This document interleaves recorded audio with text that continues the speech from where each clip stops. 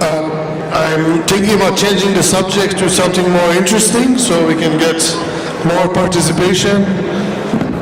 What do you suggest? Sustainability. Sustainability, okay. We'll talk about that too then. Very good. So thank you, Stephanie, for what you shared with us. It was informing. I learned some things. I even made a note for myself to look something up. Fabulous. So I learned, mission accomplished. and I'm sure so did the rest. To give you a break, I will start with Matt. Matt, I know that you have been looking at technologies that can help procurement. What is getting your attention these days? What's most interesting? So CBRE is a real estate company, the largest real estate company globally.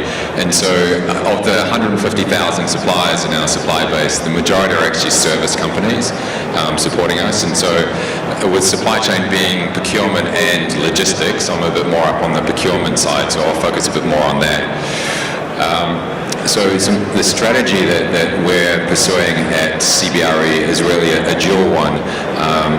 The overall simple strategy is digitalization, and it's split between the large integrated platforms that we have, and so how do we make the technology we have at the moment work better. And so having technology and operations together means that I can set up the operations to support the technology. And then that's the focus this year, is really around getting those large platforms right. And there's source to contract, and there's procure to pay, the vendor onboarding, and those types of things. And then really what I'm focusing on is starting to work through what's next. And once we've got the basics right and those foundations, then for me it's around how do I use the billion lines of spend that I have through AI. What are some ideas that we can do, identifying suspicious transactions or where we're paying too much. So how do we start trying to use the data that I'm looking to collect, and then always around how do we make operations more engaging. So really the vendor onboarding platform that we're building means that I can actually start having direct relationships with the requesters and the people in the business, and so looking to build ideas off that. So the chatbot is another area that I'm looking to do, where once we've got those basics right, we can start building it off there. So it's almost the same like as everyone else, where big data is a focus, and efficiencies and supplier management are also areas. But really my focus at the moment is just how do I digitalize things more, because that takes years to do. And I know that in future the data is going to be more important. I'm not quite sure what data is going to be important or where, but by focusing on that digitalization, I can start us on that journey. So you mentioned big data. Every corporation that I speak to talks about big data, and also they all want to do something with their big data using AI. So Stephanie, what does all of this mean? What can we do with AI and big data? How do they come together, and what's the end? So I think the first focus is getting the data right. And I think when you're talking about digitalization, that's one of the challenges that you would face is getting the data right. Data can come from a number of different sources. So from a supply chain perspective, you've got the human collected data, but you've also got the sensor collected data, and matching that and trying to tally where that actually meets up and coordinates is a key thing. And it does allow you to then apply very specific, and I think this is where we are with AI at the moment, is we're looking at very specific applications of AI. So, for example, I've heard chatbot AI, which you can have your standard business rules based on algorithms, but you can also start to have AI that's actually able to detect language, so you're actually using slightly different parts of the AI, but then you're also able to use that to actually feed back patterns of consumption, starting to do suggestions based on things. So what would you like to buy next? And this is happening in a B2B environment, not just B2C. So you're actually having ERP systems that said, hey, you bought this with this last time, do you need to do that again? So looking at those sort of pattern recognition. And this is all done with machine learning, and it needs to be enabled, and I'm going to throw another one out there, through the cloud, because the machine learning that needs to happen actually needs to be aggregated over large volumes of data, and often organisations don't have the volumes of data to actually do that themselves unless they're the size of CBRE. So you make a comment about getting the data right. So CBRE has all of the main ERPs or finance systems, not just like SAP in different forms. We've got them all. Oracle, SAP, JDE, MRI, Yardi. There's about 13 or 14 different ones that we've been able to consolidate into one big database. So data cleansing is a massive issue. And then you've got the size of the data, right? 1 billion lines. So how do you pull out a suspicious transaction in 1 billion lines to be able to put together a training data set to then train the algorithm? Yeah, it's not particularly easy. I think that's right, that it's going to be used more and more. I'm not sure it's so much that you need big amounts of data. You need to have the right type of data that you can train the algorithm and roll it out. If anyone's got loads of suspicious transactions out there they can share, that would be fantastic. I think that is the advantage of cloud, because you have big amounts of what they would classify as right data, right? When you are looking at data lakes and pulling together vast amounts of data, you're dealing with structured and unstructured data. So how do you sort through that? And that's where I think people do look to AI, or at least some sort of form of machine learning, to start to wade through this as a way of dealing with it, because it does become increasingly complex. And then another keyword that you had in your presentation, Stephanie, was IoT. What does IoT have to do with supply chain management? What does IoT have to do with CBRE? And then the procurement that you run. Why would you want to gather that data? So IoT is important for us. So our business is around large corporations and landlords and things that outsource their running of the buildings to CBRE. And so it's a big part of our business. The other part is the advisory of the brokers to buy and sell the buildings. The IoT really helps around the BMS, the building management systems, and starting to do it. And really, there's a lot of costs associated, hotels and things, with chillers or air conditioning units, and how do you start connecting all of that data up? And whereas before it was quite expensive to put sensors into buildings and into meeting rooms and things, and now it's a lot cheaper. So we're getting that data. So CBRE is working on things like apps for staff going into buildings so that they can see what meeting rooms are available and where there's free desks, and even like Philips is coming up with sensors and lights that are able to kind of judge whether there's someone in the room. So this technology is moving very fast, and there's applications out there, and it's just going to grow. Is what I see. Yeah, I mean, imagine this. You have, I'll go to the higher air conditioner example that we had before. So you have an air conditioner, and that air conditioner has a sensor in it. And that sensor is actually going to tell higher when the components are likely to fail, where there's a reduction in efficiency, where temperatures are not getting as cool as they should. And so what they can then do is send a signal to hire to have a spare part actually positioned close to your repair center or your dealer. So then you all of a sudden get a text message or a WeChat message, as the case is with hire, or an email saying you are getting less efficiency from your air conditioner, it's due for a service. And they've also got this part in backup because they suspect that there might be actually a component that might be failing. And so they come out, they say, okay, the service has found that you have this component that's faulty, it's been verified by a technician, they replace it on the spot, there's no second visit, there's no waiting for second spare parts, and that's available because there's IoT and consumer devices. Now we could do this asset management, and this is a form of asset management. This sort of asset management is very, very useful from a supply chain perspective.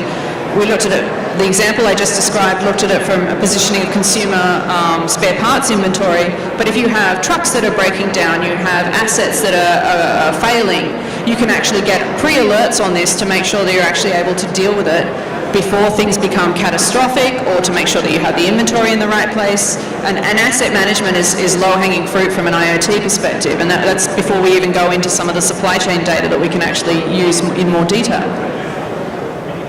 So I'm going to throw another buzzword with smart contracts. So I think smart contracts is where we'll end up heading to. And I think from a service industry perspective, we're not there, but in some ways, when we get to the point of having the right IoT, then smart contracts become realistic, and then you can have dashboards that then start monitoring all of this, and you start looking at the predictive aspects, you start looking at gaining efficiencies, and then you're talking partnerships with your suppliers. You're not us and them, and really we want that technology to start moving us in that direction. Or you could even go to partnerships with competitors, where you start keeping the same pools of inventory that you draw from. I mean, if we really want to take collaboration to the nth level, that's where it could go. And where do people come in? So supply chains at the end of the day serve people, they're run by people, they're managed by people. I'm sure you have armies of people who are talking to suppliers all day. I'm sure you have dealt with lots of people who are working from the mine all the way to the house in your studies. What would be their future? Would there be no people? Would we have better use of people? Are we trying to use technology to have people who are happier, to have people who have more fulfilling careers? Are we disrupting their careers? What's your view on that? Yeah, nice non-political question. So what I'm focusing on is really around. So the majority of my staff are actually based in Manila, and we have a service centre there. And last year, most of their roles were around data entry. So they would receive a manual form from someone at a site, and it could be something like a hotel, saying we want to buy something. So they then data enter that into the right finance system or system we have. And then they're able to kind of start that process. So in my drive for digitalization, I'm getting rid of all manual forms, and so then what I'm getting them to focus on is to then start reviewing and approving, and starting to let them to allow to run simple RFQs or requests for quotations, where they can go. So they start learning that, and then the next step up from there is really being able to run strategic sourcing initiatives, so running RFQs, and then they're able to go on the career ladder. So at the moment they're stuck in data entry, and you can't go from supply chain operations data entry into strategic sourcing or a more advanced area without sort of basically having to start again. And so by digitalizing things, I'm trying to increase the value that they provide, and that their jobs are then more interesting, that they are developing more, and I create a lot more efficiency in my organization for supporting the rest of the business. So it's really, and I think 2 or 3 years ago there was some report that said most of jobs were going to disappear in the next 20 years, and now they're coming back saying actually most jobs won't disappear, they'll just change, so you'll have more value add. And the concern I have is when we're starting our careers, we had pretty mundane jobs that got experience needed to develop up, and so how do you kind of create that for new people coming in, and that's the career path that I'm focusing on. So still fairly mundane things, but they are able to develop up from there. I think that's key, because it's not that jobs disappear, it's certain tasks disappear. Yep. Right? So it was a typist, it's now in word processing where you're actually able to do formatting, and now that's going the next step. And I think that's the key thing to focus on. From an IDC perspective, I was actually having a conversation with our robotics analyst a couple of days ago, and I said, so what do you think? Are jobs going to disappear? And he goes, no, we'll do the jobs that we want to do. We'll focus on the work that we actually enjoy doing rather than the work that is repetitive. And I think there is a lot of opportunity in this. We're seeing, startups, we're seeing new organisations. I mean, we've always had a lot of SMEs that have started, and most economies in, Singapore, Australia, a number of economies actually have majority SMEs as providers of jobs, and I think we're going to see that trend continue. I think we're going to see people doing interesting work that they're interested in with less emphasis on repetition. What the challenge is going to be, I think, is corporations are going to actually find that these people are competitors because they're able to scale in ways that weren't possible before. So you're going to have, I can have something working on my computer at home. I think my husband freaked out the other day because is your computer being hacked? It's doing something by itself because I had robotic process automation handling some emails for me. And I don't have to do that. So I have, I can actually automate parts of my work that I find are uninteresting or are repetitive and have that work by itself. And so if I'm a small guy, a startup, or even a standard SME who's just started a shop, I can remove a lot of that repetitive work and focus on what's actually going to deliver value to my customers. The danger is that corporates are now going to be competing on this because these guys can scale faster than ever before. We're in a time when, the Fortune 500, we're seeing more corporate failures than ever before. They're failing at a faster rate than ever before. The pace of innovation is not something that we're making up. It's there, it's real, and it needs to be addressed. Corporates are actually the ones that have to worry. I don't know if anyone out in the audience has the same issue. The strongest department or area within CBRE is finance. So when I used to work at Citibank as compliance, and now at CBRE it's finance. So every time I come to them and say, look, I've got this idea, they're like, where's the business case? It's constant. And so being able to focus on digitalization and removing tasks from people, then I'm able to repurpose or reinvest their time into things that add more value. And I don't need to keep going back for a business case sign-off because that salary's there and it just clocks over every year. We don't do, zero budgeting. So it means that I'm able to spend a little bit of money on digitalization projects and focus on that, and then reinvest those people's time. So I'm not constantly going back and asking for more people, even though we're planning to grow times 3. My headcount's going up by times 1.5, and so by focusing on how do I remove those manual tasks and then ensure that those people are doing activity that adds a lot of value, then we're seeing a better improvement of the reputation of supply chain, and we're able to get more money because we're showing the value that's coming through. And so going on this digital journey is making it a lot easier for me to make more changes and bigger changes.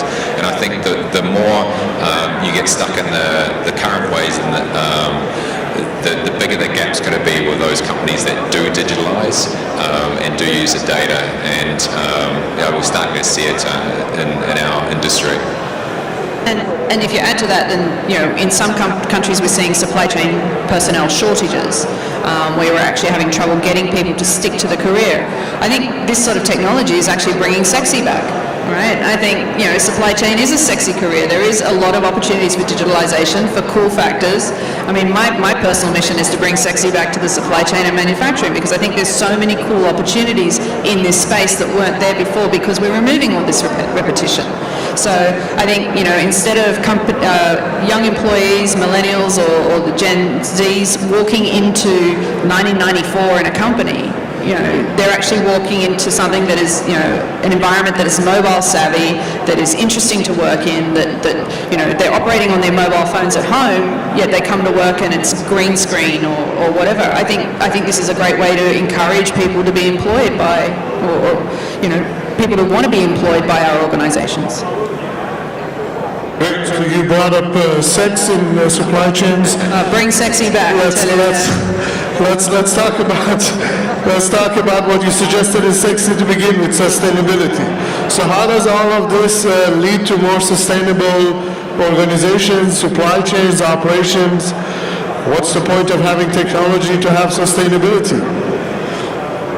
So look, I've built sustainability really at the core of the digital journey we've gone on. So for me, CBRE has 150,000 suppliers globally, and on about 30 billion in spend that we directly manage through our finance systems. We have about 20 billion that we spend with projects like small fit outs and things, and then we have probably about 20 to 30 billion where we influence our clients, and it goes through their finance systems.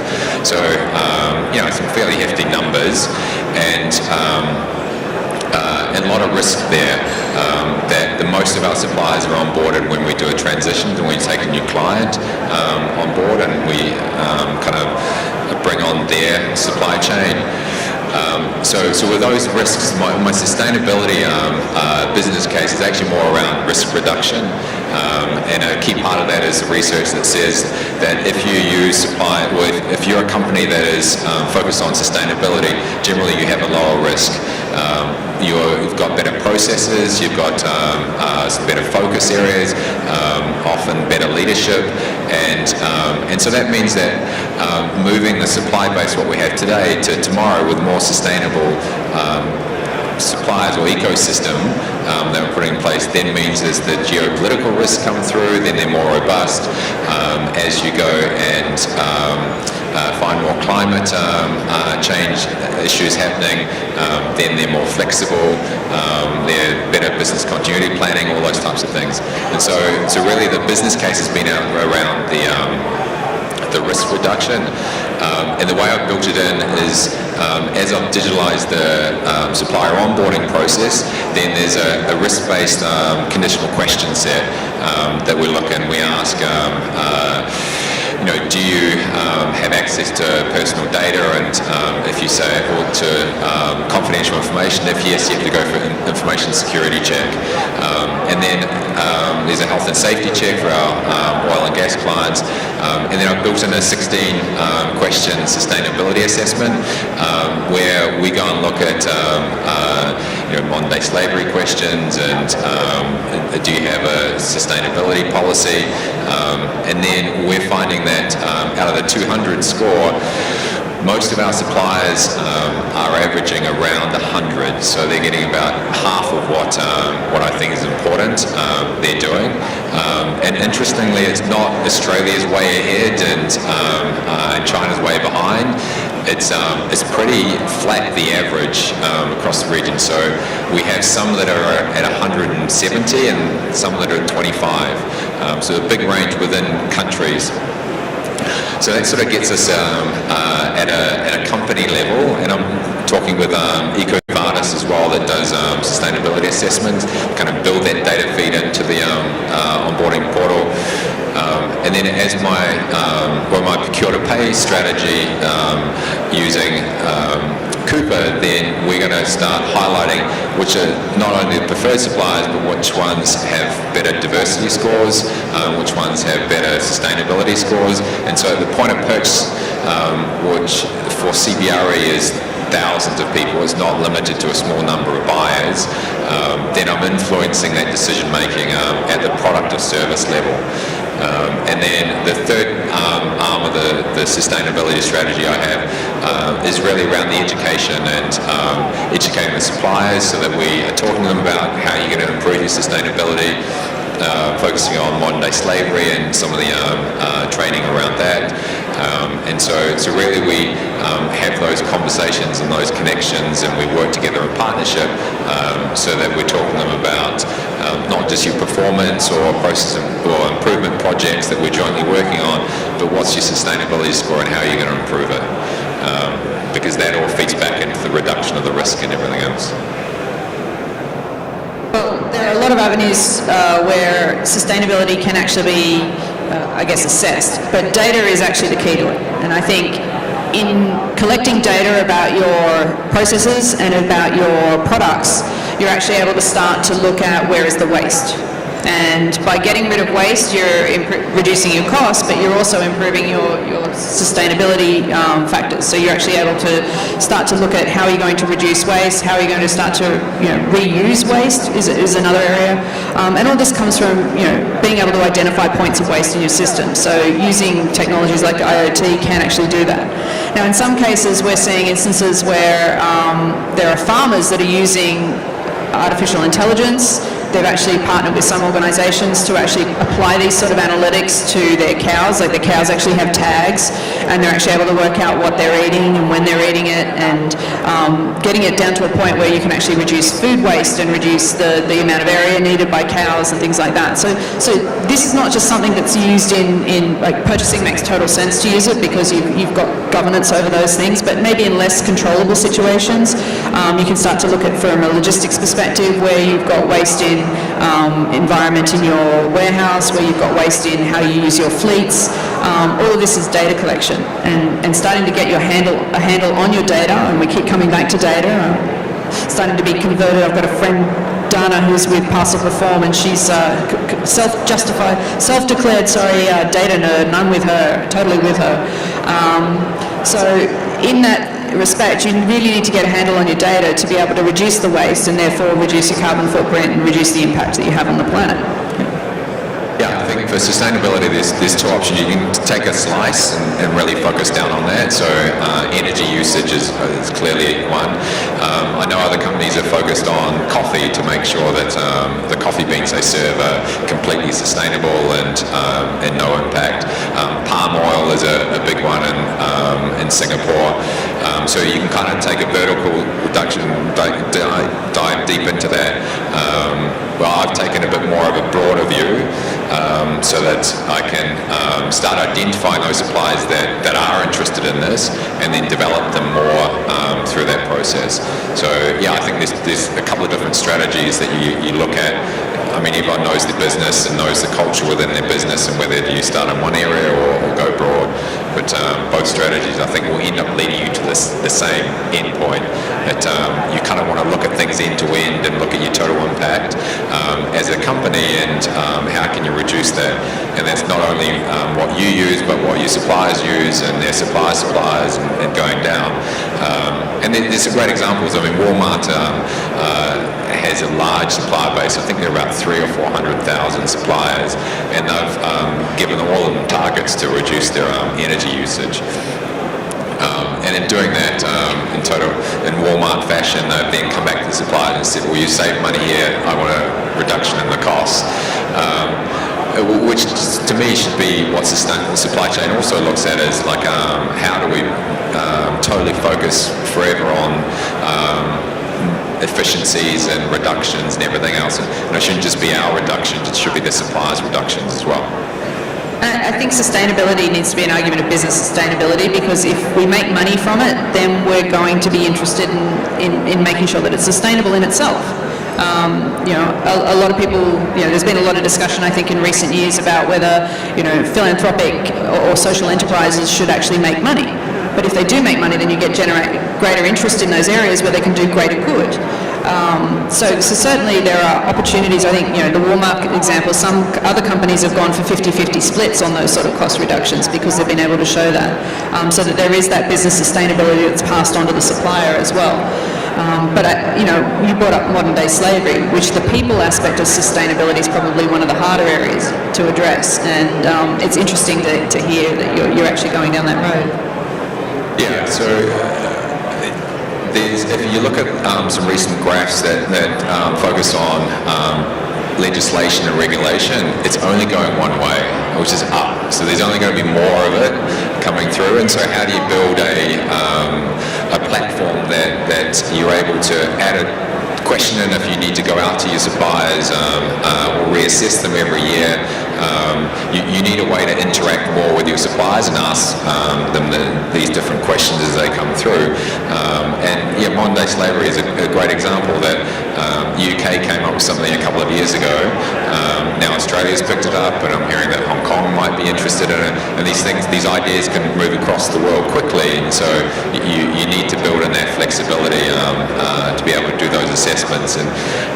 But you also need the right partners as well to kind of know that you're not dragging them along on the ride, that they're actually sometimes coming to you and saying, we want to do more in this space.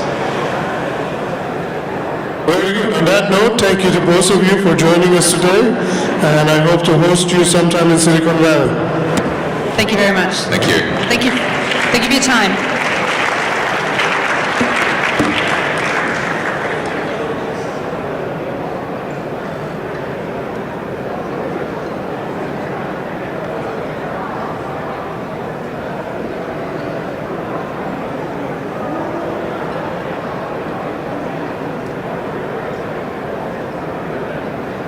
Thank you, Farzin.